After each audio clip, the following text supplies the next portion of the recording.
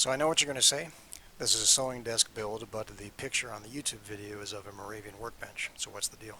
Well, the deal is this is my Moravian workbench that I built a couple months ago to work outside. I used a scaffolding adjuster for the leg vise, which is all made out of oak. The rest of the bench is made out of softwood that I recycled from an earlier bench I had used many years ago. I turned the knob on a rudimentary lathe that I had made, and on the bottom of the guide here I put two ball bearings inside to smooth out the action. On the leg assemblies I used a dovetail on the bottom and a lap joint on the middle with a bridle joint at the top. I'll show you a picture from the side here in a second of how the lap joint and the bridle joint turned out. This is a workbench, so I kind of went through it quick, really didn't try and make the joints any beautiful or anything. And this is how it goes together. It's fairly simple. Unfortunately, this has been outside, and the wood has expanded since the last time I put it together, so I had to use the hammer to kind of knock everything together. But the reason I'm using this and putting together is because the sewing desk has gotten so large that it's now sitting out on my porch because my shop is small and I can't work on it in there anymore.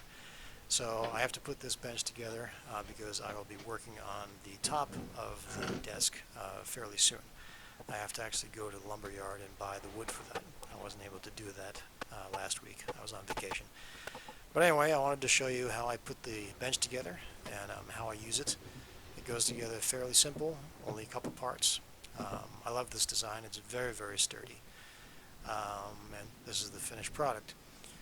So the leg vise, you adjust by putting a brass pin in the bottom. That's approximately the thickness of the wood that you want to clamp. And as you can see, there's a lot of clamping power with this vise.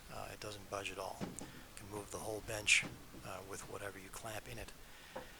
When I want a plain long wood on the edge, I use a dog in the front that I put a hole in there for, and then clamp it in the vise so I can do some edge planing.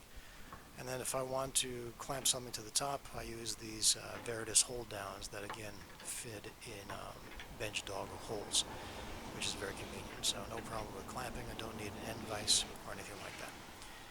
And here's a close-up again of the vise. You can see that the action is pretty smooth.